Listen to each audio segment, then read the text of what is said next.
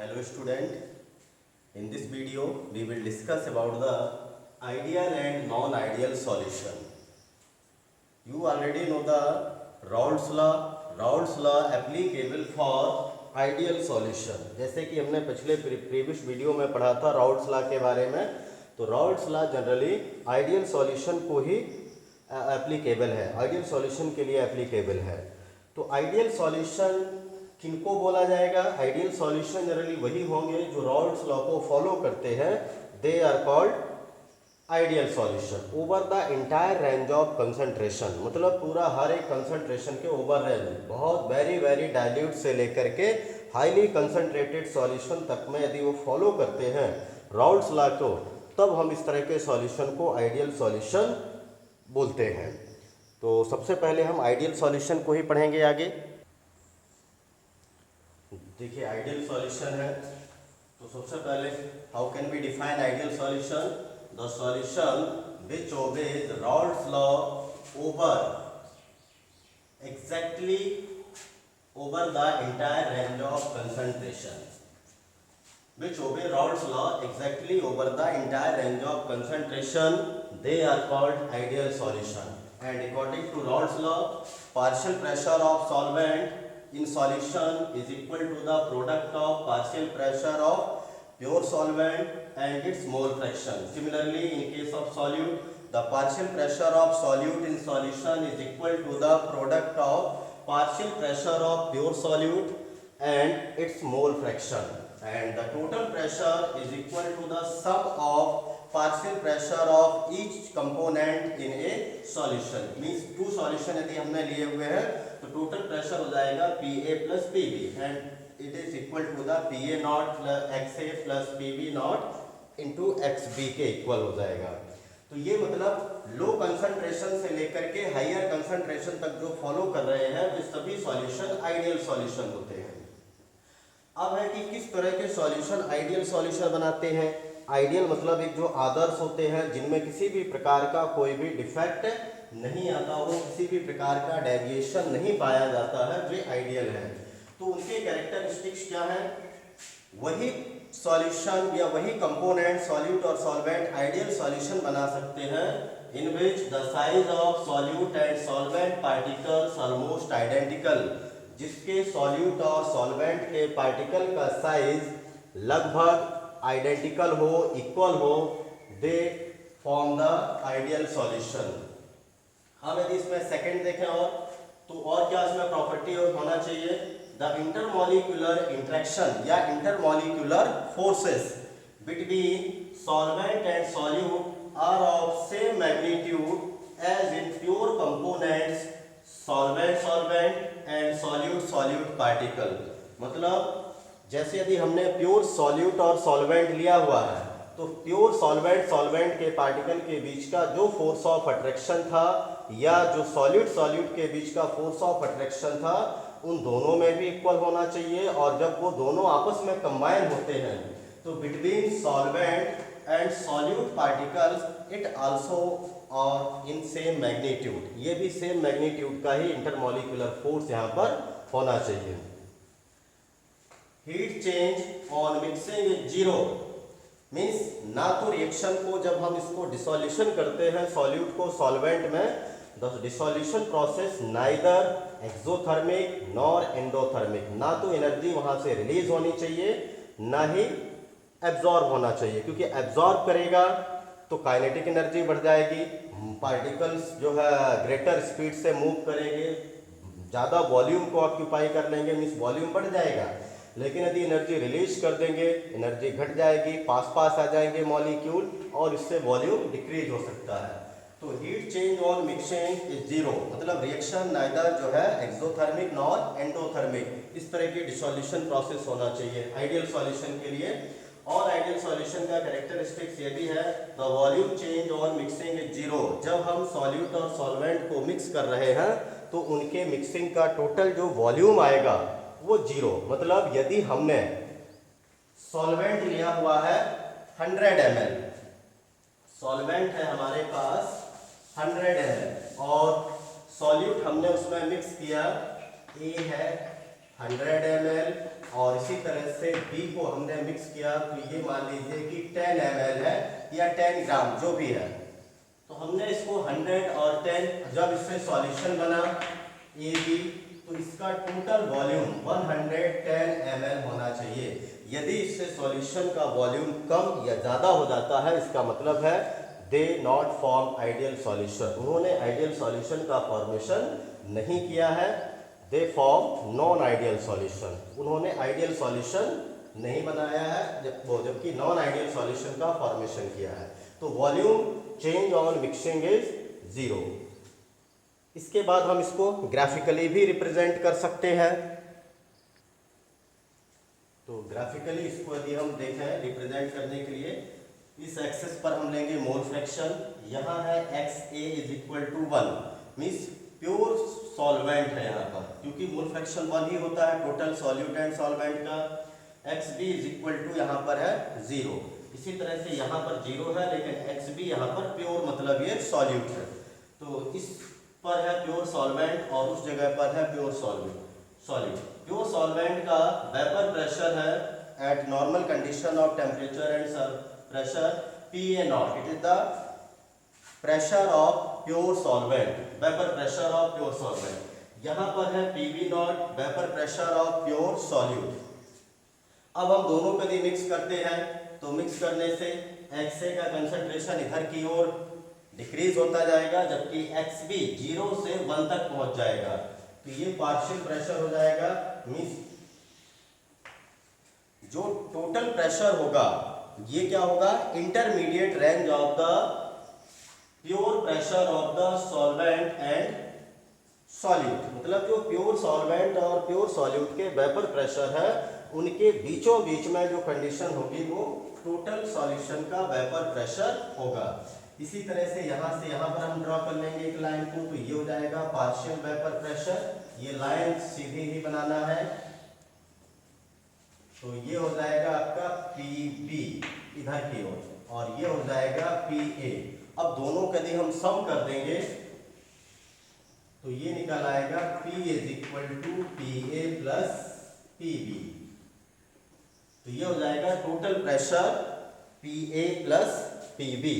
तो इस तरह से हम इसको ग्राफिकली भी रिप्रेजेंट कर सकते हैं आइडियल सॉल्यूशन को।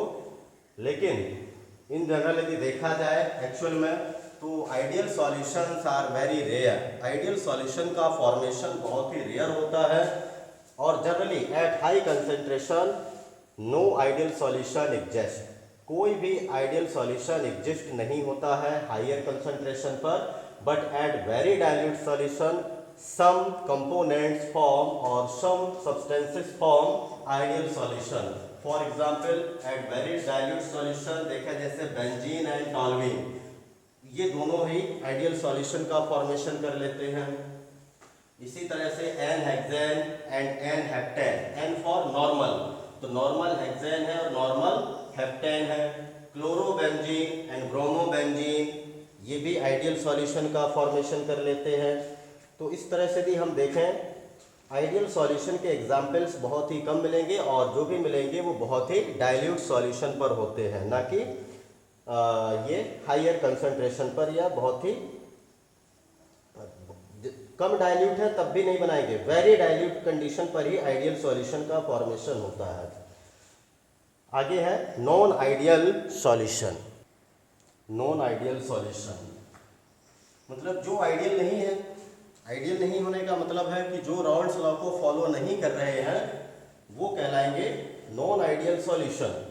तो जैसे देखें नॉन आइडियल सॉल्यूशन को यदि हम डिफाइन करना चाहें, the solutions which do not obey Raoult's law over the entire range of concentration they are called non-ideal solution। जो Raoult's law को फॉलो नहीं करते हैं मतलब डाइल्यूट, वेरी डाइल्यूट से लेकर के वेरी हाई कंसंट्रेशन तक की रेंज में, वो कहलाते हैं non ideal solution. And most of the solutions are non ideal, अधिकतर सॉल्यूशन नॉन आइडियल ही बनते हैं। अब यदि वो राउल्ट्स लॉ को फॉलो नहीं कर रहे हैं इसका मतलब ये हुआ कि जो पार्शियल प्रेशर ऑफ सॉल्वेंट है not equal to the partial pressure of partial vapour pressure of pure solvent and its mole fraction, इनके मल्टीपल के बराबर नहीं होगा। इसी तरह से partial pressure of solute not equal to the vapour pressure of pure solute and its mole fraction या mole fraction of solute, इनके मल्टीपल के बराबर नहीं होगा। मींस टोटल प्रेशर जो है it is equal to the PA plus PB but not equal to PA naught XA plus PB naught XB. मतलब ये है कि जब वो प्योर फॉर्म में थे तब उनका वेपर प्रेशर अलग था, लेकिन जब उनको मिक्स कर दिया गया तो जो उनके प्योर वेपर प्रेशर और उनके मोल फ्रैक्शन के मल्टीपल थे उसके इक्वल में अब वैल्यू नहीं मिल रही है। तो अब उसके कारण क्या हो सकते हैं, व्हाट आर द कैरेक्टरिस्टिक्स या which solution which components form non ideal solution. तो इसमें एक तो ये हो सकता है the size of solute and solvent particles are not identical.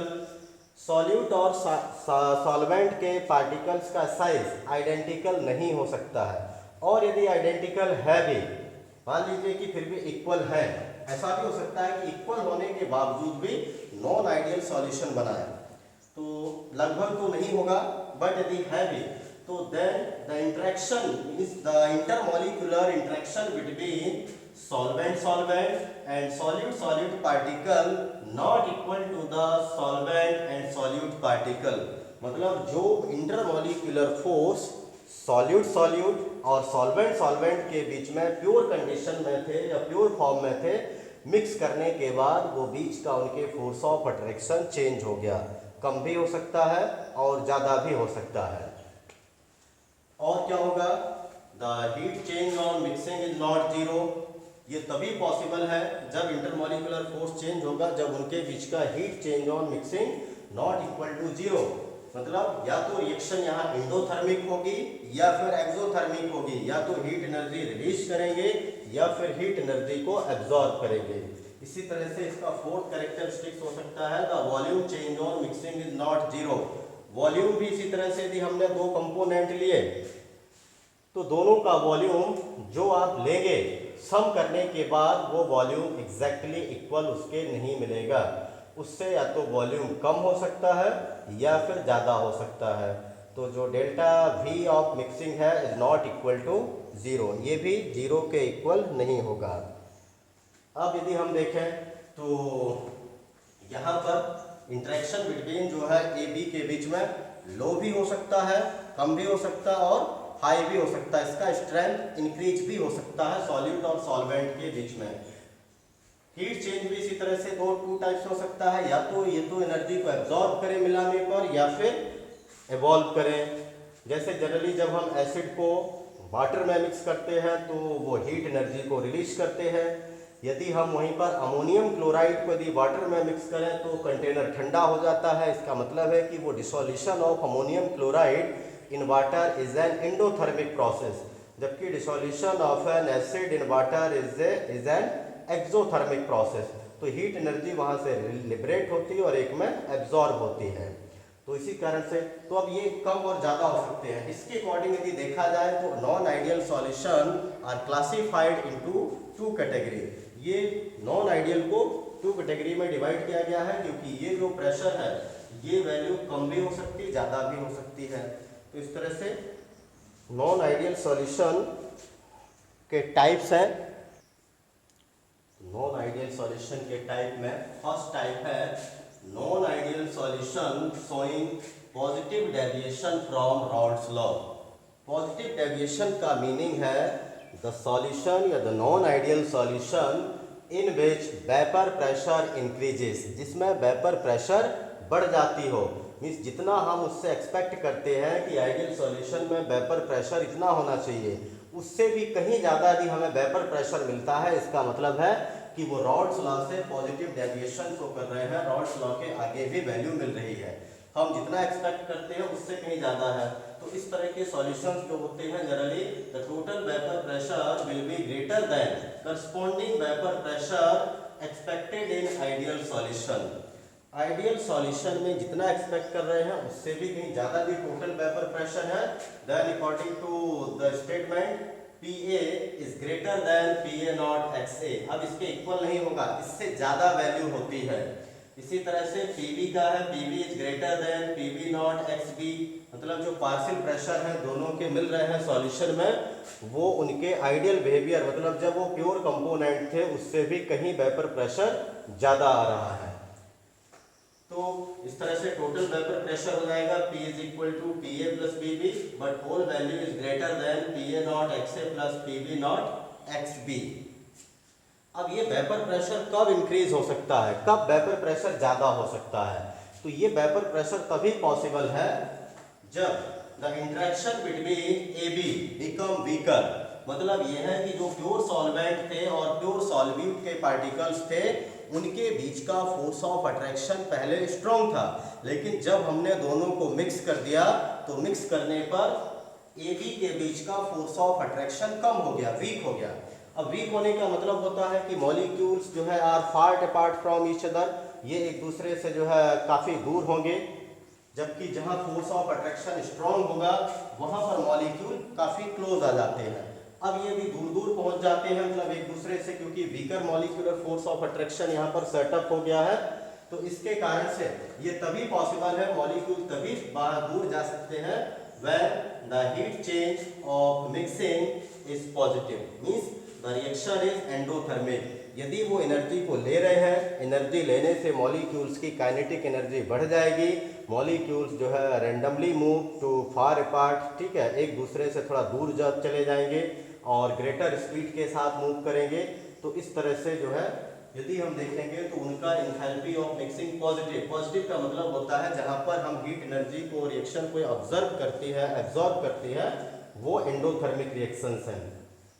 और अब यदि मॉलिक्यूल्स दूर दूर जा रहे हैं तो इसका मतलब क्या हुआ, या फोर्स ऑफ अट्रैक्शन जो है इनके बीच का वीक हो गया। डेल्टा वी ऑफ मिक्सिंग मतलब जो वॉल्यूम ऑफ मिक्सिंग है इज पॉजिटिव, ये भी वॉल्यूम क्या हो जाएगा, इंक्रीज हो जाएगा, क्योंकि मॉलिक्यूल्स अभी ज़्यादा से ज़्यादा स्पेस को कवर करना चाहते हैं और स्पेस ज़्यादा कवर करने का मतलब है कि वॉल्यूम इंक्रीज हो रहा है। तो इस तरह से यदि हम देखें नॉन आइडियल सॉल्यूशन जो पॉजिटिव डेविएशन देते हैं उनका वेपर प्रेशर अब फोर्स यदि वीक हो जाएगा तो निश्चित है कि वेपर फॉर्मेशन जो टेंडेंसी है वो इंक्रीज हो जाएगी। मतलब द टेंडेंसी या the rate of formation of vapour is increases when the force of interaction between solute and solvent becomes weaker and weaker. जैसे ही कमजोर होता जाएगा वेपर ज़्यादा से ज़्यादा बनेगी, वेपर ज़्यादा बनेगी मतलब वेपर प्रेशर भी इंक्रीज हो जाएगा। अब हम इसको किस तरह से ग्राफिकली रिप्रेजेंट कर सकते हैं, तो ये जो डॉटेड लाइंस के द्वारा रिप्रेजेंट किया गया है ये है आइडियल सॉल्यूशन के लिए। लेकिन अब यदि वो पॉजिटिव डेविएशन शो कर रहे हैं तो इनका वेपर प्रेशर हमें एक्सपेक्टेड वेपर प्रेशर से भी ज़्यादा मिलेगा। तो जैसे हम यदि ऑब्जर्व कर रहे हैं इस तरह से, लेकिन ये वेपर प्रेशर इस तरह से हमको प्राप्त कर पाएंगे पी ए, ये हो गया पार्शियल वेपर प्रेशर। देखिए ये है आइडियल के लिए, जबकि ये हो गया सॉल्यूशन के लिए, मतलब जो पॉजिटिव डेविएशन है। इसी तरह से यदि ये बी कंपोनेंट के लिए है पार्शियल वेपर प्रेशर तो ये हो जाएगा पी बी, और जो टोटल वेपर प्रेशर होगा वो भी आइडियल वेपर प्रेशर से कहीं ज़्यादा मिलेगा। तो इसको इस तरह से रिप्रेजेंट कर लेना है और ये हो जाएगा P is equal to P A plus P B. तो इस तरह से हम इसको ग्राफिकली भी रिप्रेजेंट कर सकते हैं पॉजिटिव डेविएशन को, मतलब जो आइडियल के ऊपर भी वैल्यूज देते हैं, मीन्स यहाँ टोटल वेपर प्रेशर इंक्रीज हो जाता है। और यदि हम इसमें एग्जाम्पल्स देखें तो जैसे इथाइल अल्कोहल एंड साइक्लोहेक्सेन। अब ये है कि जैसे हमने इथाइल अल्कोहल मीन्स ये एथेनॉल का यूज किया और यदि हम उसमें साइक्लोहेक्सेन मिक्स कर देते हैं तो वैसे इथाइल अल्कोहल के बीच में तो नंबर ऑफ हाइड्रोजन बॉन्ड्स काफ़ी ज़्यादा होते हैं, क्योंकि हर एक मॉलिक्यूल लगभग जो है 2 हाइड्रोजन बॉन्ड बना लेता है, एक ऑक्सीजन से और एक हाइड्रोजन से। जैसे ये एक ऑक्सीजन और एक हाइड्रोजन से। लेकिन जब हम साइक्लोहेक्सेन मतलब इस तरह से होगा, इसको जब मिक्स करते हैं तो due to the large size of cyclohexane it occupy most of the space and it जो जब ये जुड़ता है इसके साथ when it combined with ethyl alcohol some of the hydrogen bonds are broke, कुछ हाइड्रोजन बॉन्ड यहाँ पर ब्रेक हो जाते हैं और उनके ब्रेकिंग से बीच का जो इंटरमॉलिक्यूलर फोर्स ऑफ अट्रैक्शन है, मतलब जो एथाइल मॉलिक्यूल एथाइल अल्कोहल के बीच का फोर्स ऑफ अट्रैक्शन था वो भी वीक हो जाता है, और इससे जब जुड़ते हैं तो एक मॉलिक्यूल छोटा और एक लार्ज होने के कारण भी फोर्स ऑफ अट्रैक्शन वीकर हो जाता है। तो इस तरह से ऐसे सभी में है कि जैसे हम और भी एग्जाम्पल लें, इथाइल अल्कोहल एंड वाटर, तो वाटर के बीच में हाइड्रोजन बॉन्ड ज़्यादा होते हैं, लेकिन जब वहीं एक बड़ा मॉलिक्यूल आ जाता है इथाइल अल्कोहल का, तो बॉन्डिंग जो है वह थोड़ा वीक पड़ जाती है, और बॉन्ड वीक होने से अब वो आसानी से वेपर में कन्वर्ट हो सकते हैं। तो एग्जाम्पल थे एसीटोन एंड जैसे carbon disulphide, ethanol and water, carbon tetrachloride and chloroform, generally they form non ideal solution showing positive deviation from Raoult's law. और इस तरह की प्रोसेस में जनरली ये होता है कि एंडोथर्मिक प्रोसेस है, और एंडोथर्मिक प्रोसेस होने के कारण जो सॉल्युबिलिटी ऑफ सॉल्यूट है इन सॉल्वेंट वो इंक्रीज हो जाती है, बढ़ती जाती है। जैसे जैसे हम उसको हीट देते जाएंगे सॉल्युबिलिटी भी सब्सटेंस की इंक्रीज होती जाती है।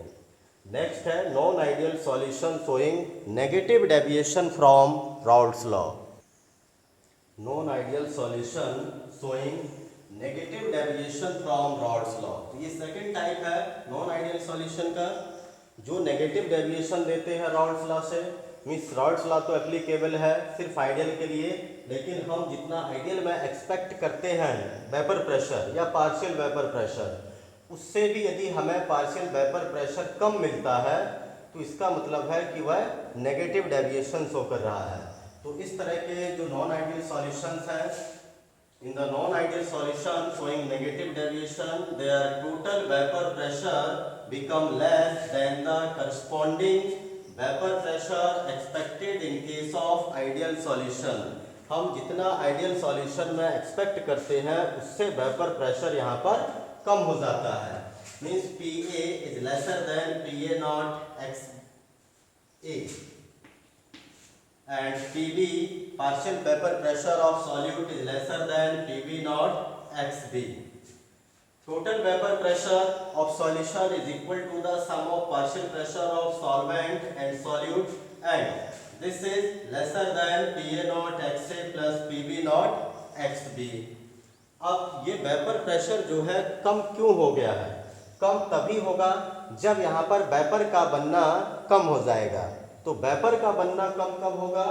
when the intermolecular interaction between become E and B stronger than solvent and solute means जब solute और solvent के बीच का जो force of attraction स्ट्रोंगर हो जाएगा, मतलब प्योर फॉर्म में सॉल्यूट्स और सॉल्वेंट के बीच का सॉल्यूट और सॉल्वेंट के बीच का जो फोर्स ऑफ अट्रैक्शन था, जब ये प्योर फॉर्म में थे तो इनके बीच का फोर्स ऑफ अट्रैक्शन वीक था।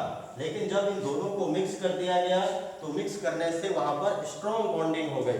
तो स्ट्रॉन्ग बॉन्डिंग जैसे hydrogen bond, new hydrogen bond setup होने के कारण भी हो सकता है, या फिर मान लीजिए कि एक मॉलिक्यूल पोलर था दूसरा भी पोलर है, तो उसके इलेक्ट्रोनेगेटिविटी डिफरेंस के कारण भी जो है यहाँ पर फोर्स ऑफ इंट्रैक्शन इंक्रीज हो सकता है। तो जब ये फोर्स ऑफ इंट्रैक्शन स्ट्रॉन्गर हो जाएगा, काफ़ी ज़्यादा स्ट्रॉन्ग होने से वेपर अब जल्दी से नहीं बनता है, क्योंकि ज़्यादा से ज़्यादा हमें एनर्जी चाहिए होगी to break the new bonds. जो न्यू बॉन्ड्स बने हुए हैं AB के बीच में, वहाँ ज़्यादा एनर्जी चाहिए है।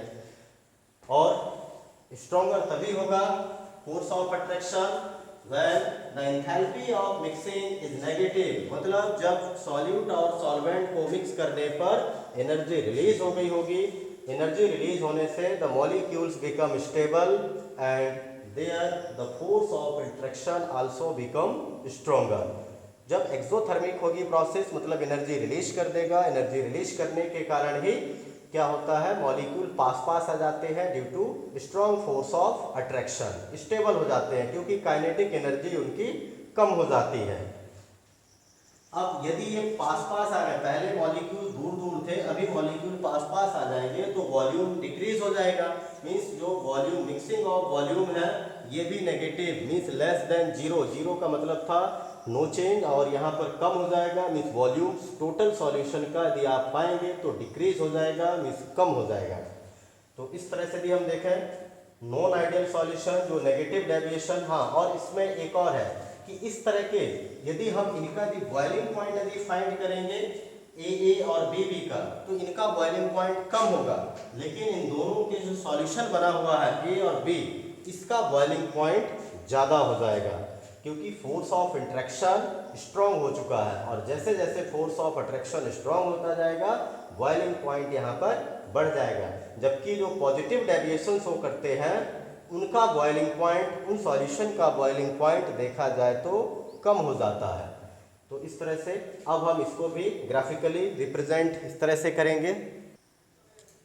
तो इसमें ग्राफिकली यदि आप देख पाए, ये dotted lines it represent the vapour pressure for ideal solution, ये आइडियल सॉल्यूशन के लिए है। अब यहाँ पर नेगेटिव है, नेगेटिव मतलब हमें वेपर प्रेशर कम मिल रहा है क्योंकि फोर्स ऑफ अट्रैक्शन बढ़ चुका है। तो वेपर प्रेशर कम मिलेगा मतलब पीए की वैल्यू यहाँ पर कम हो जाएगी। तो ये हो गया पीए। इसी तरह से यहाँ पर भी ये वैल्यू हमें कम मिल जाएगी। तो इसके नीचे से ये बना लेंगे जो डॉटेड लाइन के है नीचे साइड में, और टोटल वेपर प्रेशर भी कम हो जाता है। तो ये हो जाएगा P is equal to P A plus P B. तो ये हो जाएगा graphical representation for non ideal solution showing negative deviation from Raoult's law. ये जो राउल्स लॉ से नेगेटिव डेविएशन शो कर रहे हैं। एग्जाम्पल्स देखें यहाँ पर कुछ, तो जैसे एसीटोन एंड क्लोरोफॉर्म, जब हम इन दोनों को मिक्स करते हैं तो इनके बीच का फोर्स ऑफ अट्रैक्शन और भी स्ट्रॉन्गर हो जाता है, एसीटोन और क्लोरोफॉर्म। इसी तरह से क्लोरोफॉर्म एंड नाइट्रिक एसिड है, ये दोनों भी नेगेटिव डेविएशन शो करते हैं। वाटर एंड नाइट्रिक एसिड, अधिकतर एसिड और वाटर जब मिक्स करते हैं तो मोस्टली वो नेगेटिव डेविएशन ही शो करते हैं। इसी तरह से है di ethyl ether, C2H5 O C2H5 means di ethyl ether या इथॉक्सी ईथेन एंड क्लोरोफॉर्म, इन दोनों को मिक्स करने से भी नेगेटिव डेविएशन का फॉर्मेशन होता है। मतलब इस तरह के सॉल्यूशन बनते हैं जो नेगेटिव डेविएशन शो करते हैं। तो ये थे हमारे टोटल, पहले हमने पढ़ा आइडियल, दूसरा पढ़ा non ideal and their type. वह फर्स्ट इज नेगेटिव डेविएशन, वो पॉजिटिव डेविएशन, एंड सेकंड था which shows negative deviation from Raoult's law. तो आज के इस वीडियो में इतना ही। Thank you, have a nice day.